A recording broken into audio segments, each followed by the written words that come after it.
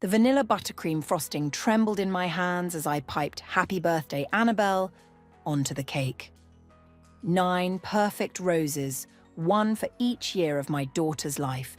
Everything had to be perfect today, even if I was running on 3 hours of sleep and enough coffee to fuel a small army. My name is Heidi, and I've spent the last 4 years making sure my daughter never feels the void her father left when he walked out on us. Today would test that resolve more than ever.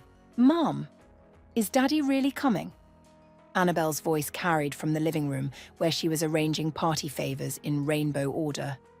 "Yes, sweetie, he promised." I steadied my hand on the last rose, refusing to let my anxiety ruin the decorations. The doorbell chimed and I heard Nancy's familiar voice greeting Annabelle. "There's my birthday girl." Nancy swept into the kitchen, her arms full of gift bags. "Heidi, honey, you look like you're about to snap that piping bag in half. Is it that obvious?" I forced my shoulders to relax, only to someone who's known you since college. She set down the bags and grabbed my hands. "Listen, if Kian acts up today, I'll personally throw him face first into that beautiful cake." I managed to laugh. "Don't tempt me, I spent 6 hours on this thing." The doorbell started ringing more frequently as parents dropped off their kids. Soon the house filled with the chaos of 9-year-olds playing party games. I kept glancing at the clock, knowing Kian would make his entrance at the last possible moment. He always did. When he finally arrived 2 hours late, my heart stopped. Because he wasn't alone. "Daddy!" Annabelle rushed to the door but froze mid-step when she saw the woman beside him. Delilah, his former assistant, stood there in a designer dress that probably cost more than my monthly mortgage payment.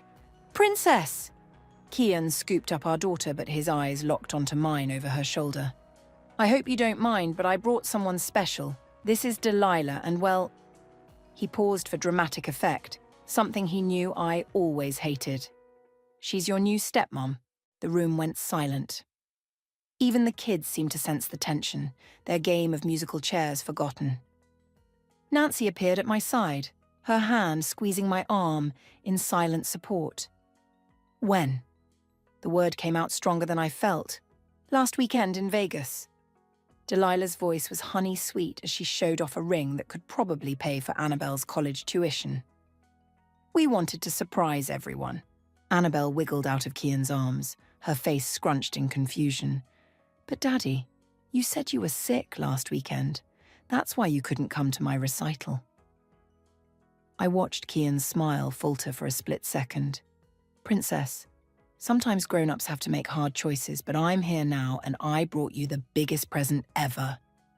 "Actually," Nancy stepped forward, her voice carrying across the room, "we were just about to do cake. Kids, who wants to sing happy birthday?" The children's excitement returned instantly, and they scrambled toward the dining room.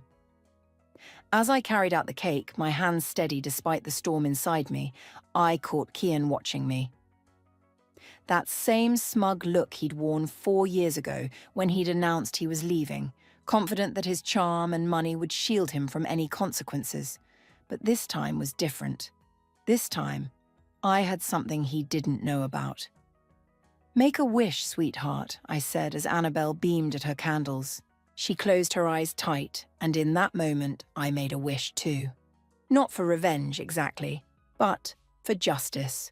For all the recitals missed, the weekend visits cancelled, the tears I dried in the middle of the night. "Mrs. Nelson?" A deep voice caught my attention. Robert, Kian's boss, stood nearby with his daughter. I hadn't even noticed him arrive. "Beautiful party. I hear Kian's up for that VP position next month. Is he now?" I smiled, thinking of the folder hidden in my desk drawer upstairs, the one containing every broken promise, every lie, every document that proved exactly who Kian MacDonald really was. As my daughter blew out her candles to a chorus of cheers, I watched Kian pull Delilah close, whispering something in her ear that made her giggle. They looked perfect together, just like he'd planned. But plans can change. And, sometimes, karma needs a little push in the right direction. "Mom?" Annabelle tugged at my sleeve. "Can we open presents now?" "Of course, baby." I smoothed her hair, already plotting my next move. Let's make this a birthday no one will forget. After the cake, I escaped to the kitchen under the pretense of getting more paper plates. Nancy followed, closing the door behind her. Okay, spill it. You've got that look, she said, leaning against the counter. What look? The same look you had before you exposed that corrupt professor in college. You're planning something. I pulled open a drawer, pretending to search for plates I didn't need. He got married, Nancy. In Vegas, while he was supposed to be at his daughter's dance recital. I know, honey, he's trash. Nancy lowered her voice as children's laughter filtered through the door. But whatever you're thinking about doing, did you see Robert out there? I interrupted, closing the drawer with more force than necessary. Kian's boss? The one who's about to promote him to VP? Heidi. Nancy's tone carried a warning. You know what the worst part is? My hand shook as I gripped the counter. Last month, when I asked Kian for help with Annabelle's medical bills, he claimed he was broke. Broke. But he could afford that rock on Delilah's finger. A soft knock interrupted us. Annabelle peeked in, her party crown slightly askew. Mum? Daddy wants to make a speech. Of course he does, I muttered, but plastered on a smile. We'll be right there, sweetie. Back in the living room, Kian had commanded center stage, champagne flute in hand. The parents gathered around while the kids continued playing in the background. Delilah stood beside him, practically glowing as she gazed up at her new husband. I'd like to make a toast, Kian announced, flashing that $1,000,000 smile that once made my knees weak. To my beautiful daughter, Annabelle. 9 years ago, you made me a father, and today you've given me another gift, accepting Delilah into our family with such grace. I felt bile rise in my throat. Annabelle hadn't accepted anything. She'd barely had time to process the bomb they'd dropped. And to Heidi, he continued, turning toward me. Thank you for being such an understanding ex-wife. Robert chuckled, raising his glass. You're a lucky man, Kian. Not many divorced couples can be this civil. Oh, we're just getting started, I said, my voice steady despite my racing heart. Excuse me for a moment. I climbed the stairs to my home office, my fingers trailing along the wall to steady myself. The folder sat in my desk drawer, exactly where I'd left it. 4 years of documented lies, broken promises, and something much worse. Evidence of his drinking problem that he'd managed to hide from everyone at work. Don't do it. Nancy stood in the doorway. Think about Annabelle. I am thinking about Annabelle. I pulled out the folder. Every time she cries because he cancels at the last minute. Every time she asks why Daddy doesn't love her enough to show up. He's about to become VP of the company, Nancy. You know what that means? More responsibility, more travel, more broken promises. And if you destroy his career, then maybe he'll finally face consequences for once in his privileged life. I opened the folder, revealing photos of Kian passed out in his car outside bars, screenshots of texts cancelling on Annabelle, bank statements showing large withdrawals before claiming poverty. Nancy stepped closer, her eyes widening at the contents. How long have you been collecting this? Since the divorce, I knew. I knew someday he'd push too far. I closed the folder. He's not just hurting Annabelle anymore. Did you see how young Delilah is? He's already doing to her what he did to me, and she doesn't even realize it. Mom? Annabelle's voice drifted up the stairs. Where are you? We're opening presents. Coming, sweetie, I called back, then turned to Nancy. I have to do this, not just for revenge, but because it's right. Nancy studied me for a long moment, then nodded. Okay, but whatever happens, I'm right here with you. We descended the stairs to find Kian holding court in the living room, one arm around Delilah as he regaled Robert with stories about his latest business deals. Annabelle sat cross-legged by her pile of presents, but her eyes kept drifting to her father and his new wife. I clutched the folder behind my back, my heart pounding. One move could change everything, destroy his career, hurt Annabelle. But as I watched him perform for his audience, completely ignoring his daughter on her birthday, I knew what I had to do. Kian, I said, stepping forward. Before we open presents, there's something I need to share with everyone. The folder felt heavy in my hands as I approached him, years of pain and anger condensed into manila and paper. Delilah's smile faltered as she noticed my expression, but it was Robert's curious look that gave me the final push I needed. Sometimes karma needs evidence to do its job. Actually, Kian interrupted, setting down his champagne flute, let's do presents first. Princess, want to see what Daddy got you? Kian, my voice cut through the room like ice. This can't wait. I placed the folder on the coffee table between us. The room grew quiet, save for the muffled giggles of children playing in the backyard. Thank God Nancy had the foresight to usher them outside. What's this? Robert asked, leaning forward with interest. Just some old paperwork, Kian said quickly, reaching for the folder. I placed my hand firmly on top of it. You know what's interesting about paperwork? I smiled, the kind of smile that doesn't reach your eyes. It tells stories. Like how someone can claim they're too broke to help with their daughter's medical bills while spending thousands at bars and casinos. Kian's face paled. Heidi, don't. Or how someone can miss their daughter's recital claiming to be sick when really they were in Vegas getting married. I opened the folder, pulling out a stack of photos. But my personal favorite is how someone can drive drunk multiple times, yet somehow keep it quiet at work. Robert straightened in his chair. Excuse me? She's lying. Delilah jumped in, her perfectly manicured hand gripping Kian's arm. This is just a bitter ex-wife trying to cause trouble. Pictures don't lie. I spread the photos across the table. Neither do police reports, or bank statements, or the dozens of texts cancelling on your daughter at the last minute.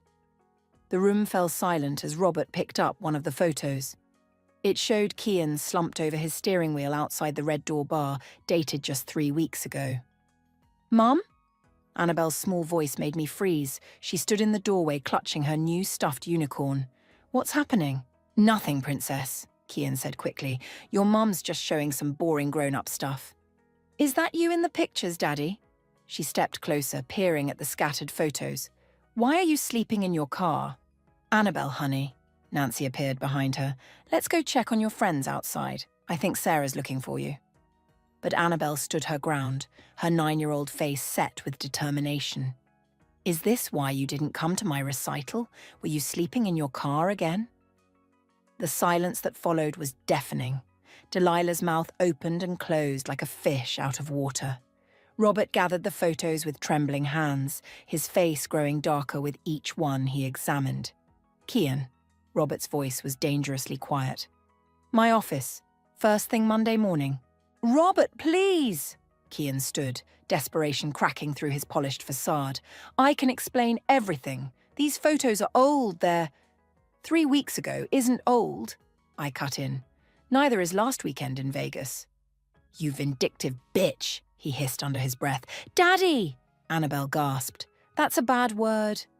I think. Nancy stepped forward, her hand on Annabelle's shoulder. It's time for cake and ice cream in the backyard. Who's with me? The remaining adults quickly followed Nancy and Annabelle outside, leaving me alone with Kian, Delilah, and Robert. The sound of children singing Happy Birthday drifted through the windows, a surreal backdrop to the tension in the room. How long? Robert demanded. How long have you been hiding this drinking problem? I don't have a problem, Kian insisted. This is all being blown out of proportion. Really? I pulled out one final piece of paper. Because according to this credit card statement, you spent over $5,000 at bars last month alone. The same month you told me you couldn't afford Annabelle's inhaler. Delilah snatched the statement, her eyes widening as she read. This is from our joint account, the one you said was for emergencies. Delilah, baby. Kian reached for her, but she stepped back. Don't baby me. We just maxed out my credit cards for our wedding because you said all your money was tied up in investments. Robert stood, gathering the folder and its contents. I've seen enough. Kian, this isn't just about the VP position anymore. We need to seriously discuss your future with the company. As Robert headed for the door, Kian's carefully constructed world crumbling around him, I felt no joy. Only a heavy, sad certainty that this had been necessary. You've ruined everything, he spat at me. No, Kian. I looked toward the backyard where Annabelle was blowing out her candles again, surrounded by friends. You did that all on your own. I just showed everyone the truth. Through the window, I could see Annabelle making her wish. This time, I hoped it would be for something better than a father who couldn't keep his promises. The party continued outside, but the atmosphere in my living room had turned toxic. Kian paced back and forth while Delilah sat on the couch frantically typing on her phone. "Who are you texting?" Kian snapped at her. "My sister," Delilah replied without looking up, "asking if I can stay with her for a few days." "You're not going anywhere." He reached for her phone, but she pulled it away. "Don't." Her voice trembled. "Just don't." I moved toward the kitchen, wanting to give them space, but Kian's voice stopped me.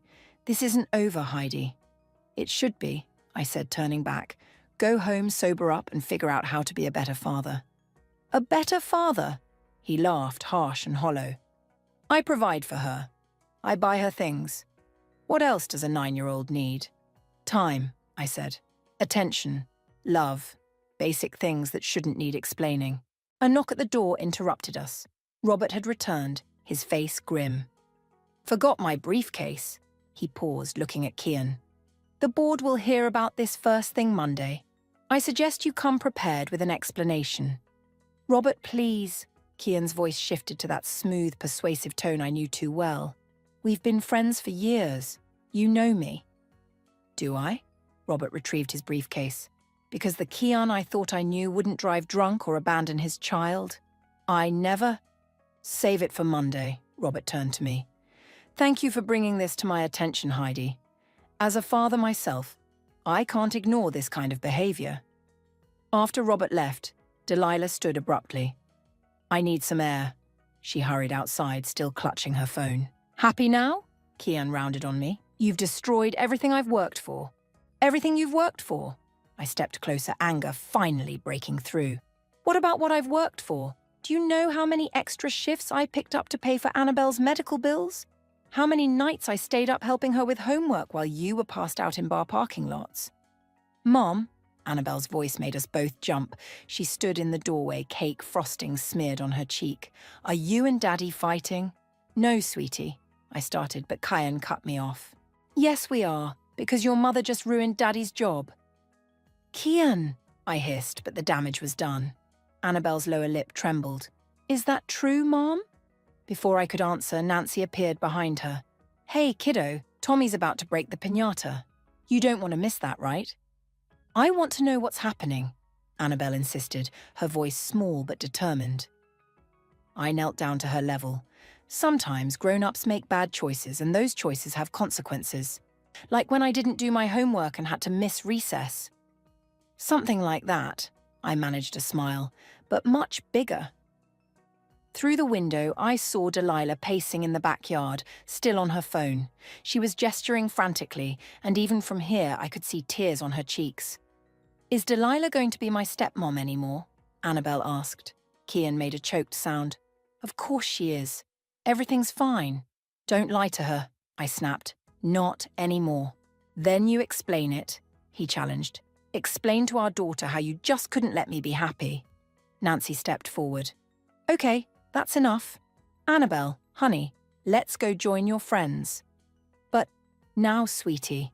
Nancy's tone left no room for argument. She led Annabelle outside, shooting me a supportive look over her shoulder.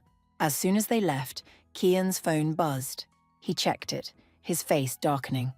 "The board wants to meet tonight, not Monday. Tonight." He looked at me with pure hatred. "I hope you're satisfied."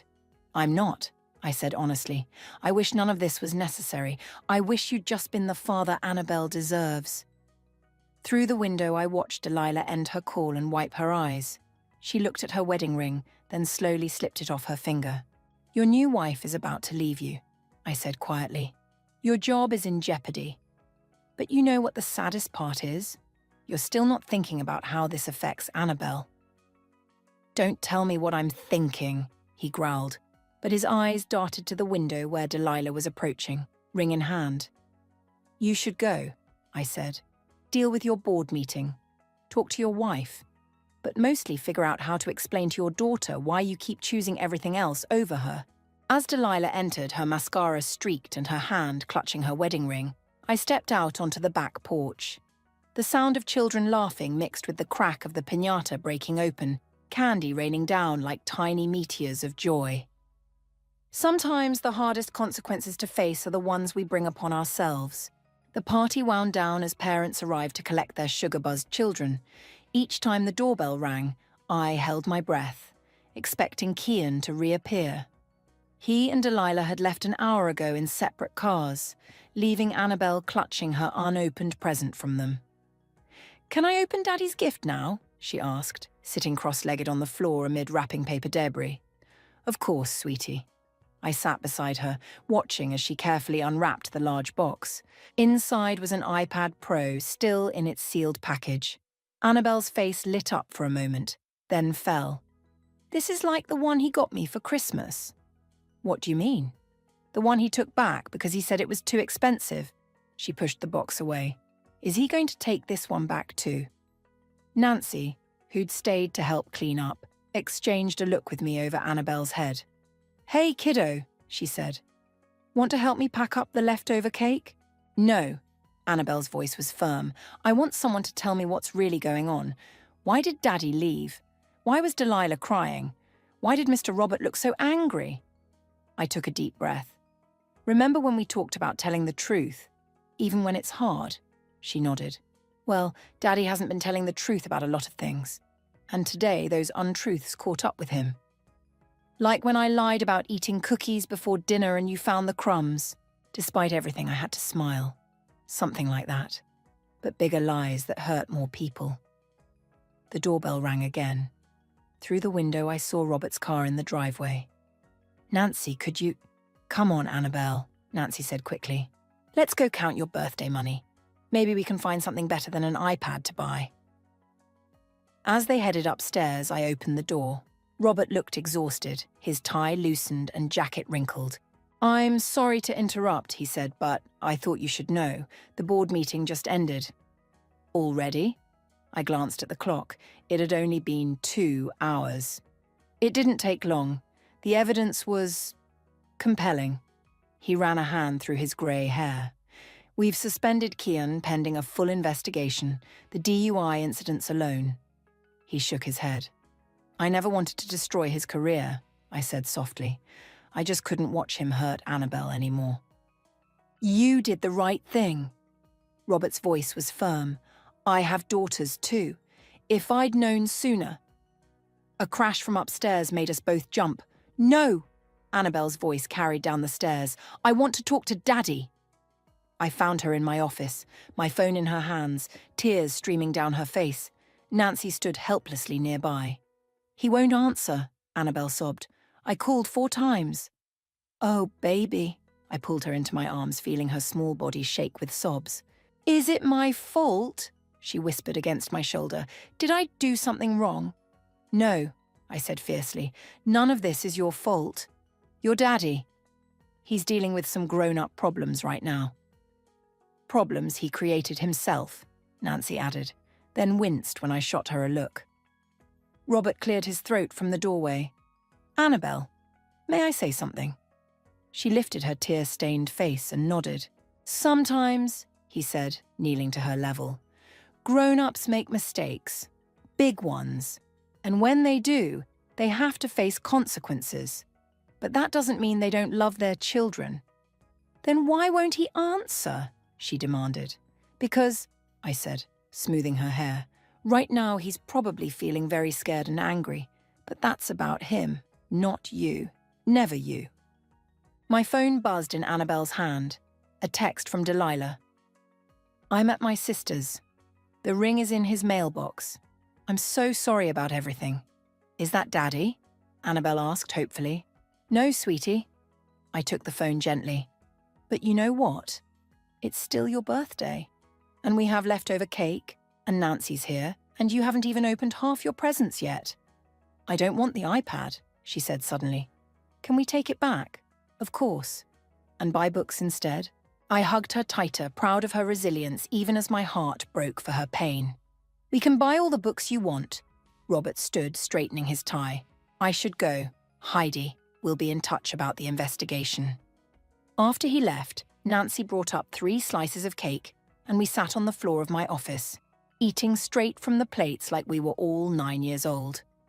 "Mom," Annabelle asked between bites, "are you sure Daddy still loves me?" I met Nancy's eyes over Annabelle's head, seeing my own pain reflected there. Sometimes the hardest part of parenting isn't protecting our children from others' mistakes. It's helping them understand why those mistakes happened in the first place. The doorbell rang at midnight. Nancy had gone home an hour ago, and Annabelle was finally asleep, clutching her old teddy bear instead of the new iPad. I knew who it was before I opened the door. "You've got some nerve showing up here," I said, stepping onto the porch and closing the door behind me. Kian stood there, his perfect appearance from earlier now disheveled, his eyes red. "I need to see her." "She's asleep and you're drunk," he swayed slightly. "I lost everything today. My job, my wife, my reputation. Because of you." "Because of you," I corrected. "I just exposed what you did. You're the one who did it." "Please," his voice cracked. "Just let me explain to her. She won't answer my calls." "She's 9, Kian. She shouldn't have to answer calls from her drunk father at midnight." A car slowed as it passed my house, and I recognized Delilah behind the wheel. She parked across the street but didn't get out, just sat there watching us. "She left me," Kian said, following my gaze. "Took all her things and left." "Can you blame her? You lied to her too." He slumped against the porch railing. "The board suspended me. Pending investigation. Do you know what that means? No salary, no benefits, no more expensive bars," I cut in. "No more gambling with money that should have gone to your daughter's medical bills." "I can change," he whispered. "I'll get help. I'll do whatever it takes." "Good. You should. But not for me. Not for your job. Not even for Delilah. Do it for Annabelle." The front door creaked open behind me. Annabelle stood there in her unicorn pajamas, eyes wide. "Daddy?" "Princess!" Kian straightened, trying to hide his intoxicated state. "I came to say, you smell like the stuff Mom says is only for grown-ups." She wrinkled her nose. I had a bad day, sweetheart. Because of the pictures. The ones of you sleeping in your car." He flinched. "Those pictures, they don't tell the whole story." "Then what is the whole story?" she demanded, suddenly sounding older than her 9 years. "Why did you miss my recital? Why did you lie?" Across the street, Delilah finally got out of her car. She walked toward us slowly, her heels clicking on the pavement. "I think," she said, reaching the bottom of the porch steps, "your daddy needs to get some help before he can answer those questions." "Delilah," Kian turned to her, hope flashing across his face. "You came back. Not for you." She looked at Annabelle. "I came to say goodbye properly. You deserve that much." "You're not going to be my stepmom anymore?" "No, sweetie, I'm sorry." Annabelle nodded slowly. "That's okay. Mom says sometimes people have to leave to take care of themselves." I felt a surge of pride through my tears. When did my little girl get so wise? "Kian," Delilah's voice was firm, "your sister's waiting at your house. She's going to take you to that rehabilitation center we talked about." "You called Rachel?" He looked betrayed. "Someone had to. You need help." "Daddy?" Annabelle's small voice cut through the tension. "Are you sick? Like when I had to go to the hospital for my breathing?" Kian's face crumpled. "Something like that, Princess. But different. I haven't been making good choices." "Will getting help make you better? So you can come to my recitals?" "I hope so." He reached for her, then stopped himself, looking at me for permission. I nodded slightly and he hugged our daughter, careful to keep his distance from me. "I'm sorry," he whispered into her hair. "I'm so sorry." "Prove it," I said quietly. "Not with words or presents or promises. With actions." Delilah touched his arm gently. "Rachel's waiting. It's time." He released Annabelle, stepping back. Will you let me call her when I'm better?" "That depends on you," I said. "Show us you're serious about getting help. Show her you can be the father she deserves." As Delilah led him to her car, Annabelle slipped her hand into mine. "Mom, Is Daddy going to the hospital? Something like that. A special place where they help people make better choices. We watched the car drive away, Annabelle's hand warm in mine. After a moment, she looked up at me. Can we take the iPad back tomorrow? Of course, why? I want to donate the money to the hospital, the one that helps me breathe better. She paused. Maybe they can help other kids while Daddy gets better too. I pulled her close, marveling at how children can sometimes teach us more about forgiveness and hope than we could ever teach them. 3 days after the party, Robert called me into his office. The corporate building loomed over me, all glass and steel, as I rode the elevator to the executive floor. Thank you for coming, he said, gesturing to a chair. We need to discuss some complications. Complications? He slid a folder across his desk. Not mine, but one bearing the company logo. Kian's lawyers have been in touch. They're claiming wrongful termination and defamation. He wasn't terminated, I said. He was suspended. They're arguing the suspension itself is damaging his reputation. Robert removed his glasses, rubbing his eyes. They want us to reinstate him immediately with full benefits and a public apology. Or what? Or they'll sue. Not just the company, but you personally. My hands clenched in my lap. He's trying to bully me into silence. Again. A knock at the door interrupted us. Delilah entered, looking professional but tired.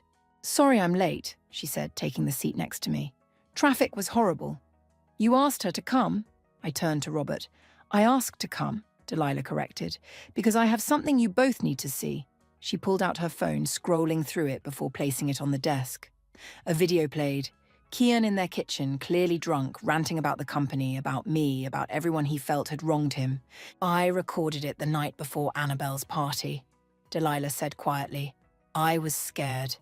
He'd been getting worse. When was this taken? Robert asked, leaning forward. Last Friday, the night before we went to Vegas. She swallowed hard. He said we had to get married right away before something happened. Before what happened? Before the audit. Robert and I both looked at him. He knew the quarterly audit was coming up. He'd been falsifying expense reports, hiding his drinking binges as client meetings. Robert's face darkened. How long? At least 6 months. Maybe longer. She pulled up more videos, more evidence.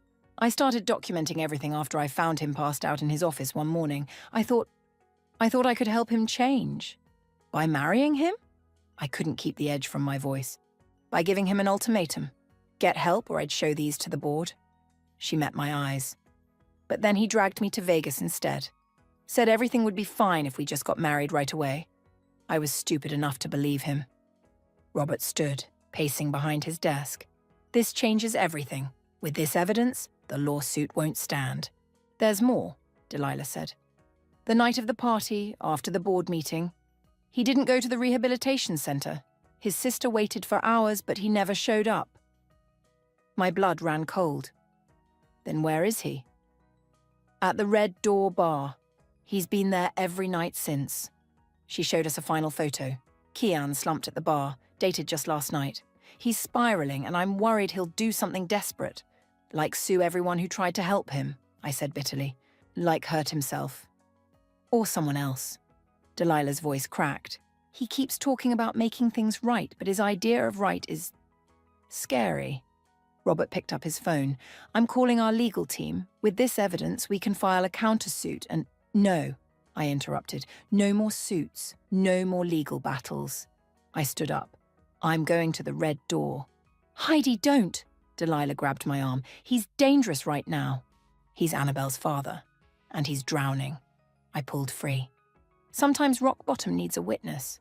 Then I'm coming with you, she said, standing. Me too, Robert added. Let me call security. No. I headed for the door. Just me and Delilah. He needs to see what he's losing, not what he's fighting. In the elevator, Delilah turned to me. Why are you doing this, after everything he's done? Because my daughter asked me this morning when Daddy was coming home from the hospital. I pressed the lobby button. I'm tired of lying to her. And if he refuses help, then at least we can tell her we tried. That's more than he's done so far. As we drove to the Red Door, I thought about the folder that started all this. How I'd thought exposing his secrets would bring justice, when really, it had just revealed how deep his problems went. Sometimes karma doesn't just deliver consequences. It delivers opportunities for change. The question was whether Kian would finally take this opportunity, or if he'd keep drowning in his own denial. The Red Door's neon sign flickered in the afternoon sun as we parked. Through the window, I could see him at the bar, exactly where Delilah's photo had shown him. "Ready?" Delilah asked. "No," I admitted. "But Annabelle deserves better than a father who hides in bars, so let's go give him one last chance to be that better person." The Red Door's stale air hit us as we entered. Kian didn't look up when we approached, just stared into his glass like it held all the answers he'd been searching for. "You're done," I said quietly. He laughed, hollow and bitter. "Come to gloat? No, come to give you a choice." I placed my phone on the bar, showing a photo of Annabelle at her recital, the one he'd missed. "You can stay here, drink yourself into oblivion, and lose everything that matters. Or you can get up right now and come with us." "Where?" He finally looked up, his eyes bloodshot. "To another board meeting, another humiliation." "To rehab," Delilah said. "For real this time." The bartender drifted over. "Another round?" "No," I said firmly. "He's done."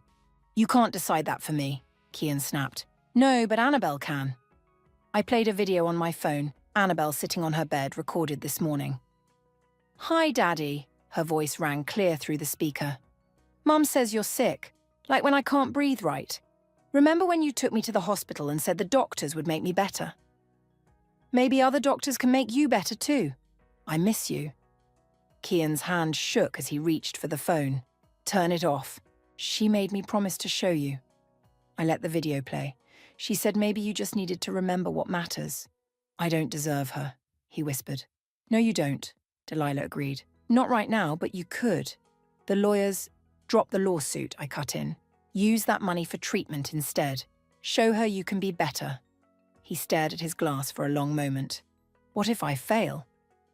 "Then you fail trying to be better, instead of succeeding at being worse." The bartender returned. "Last call?" Kian pushed the glass away. "No, I'm done." Outside, Rachel's car waited in the parking lot.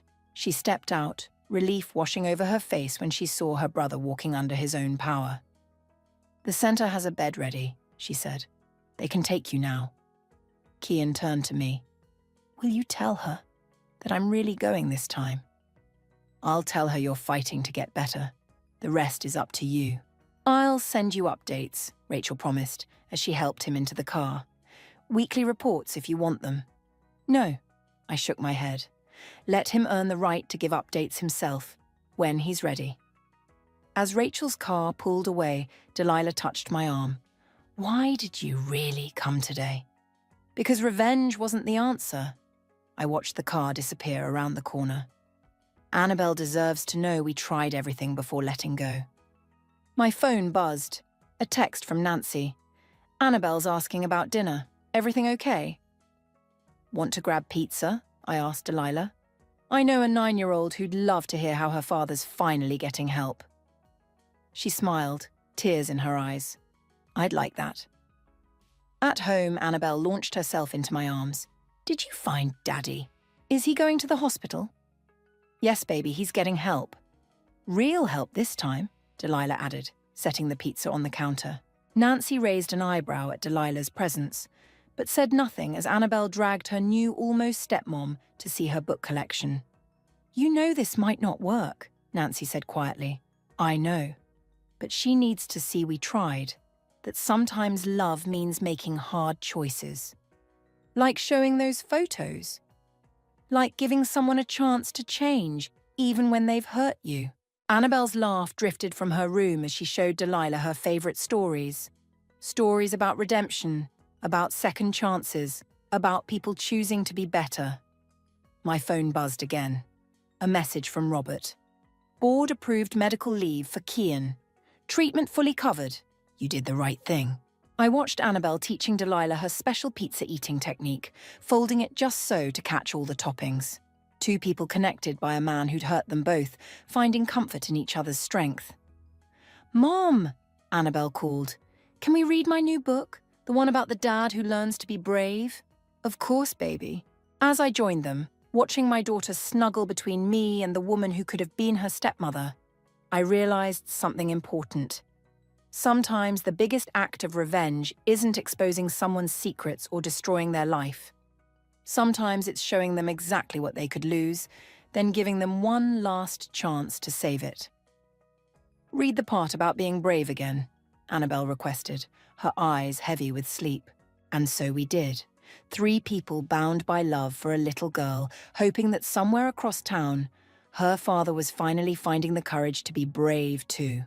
Not for revenge, not for karma, but for the chance to be worthy of his daughter's love. That's the thing about karma. Sometimes it doesn't just deliver justice. Sometimes it delivers hope.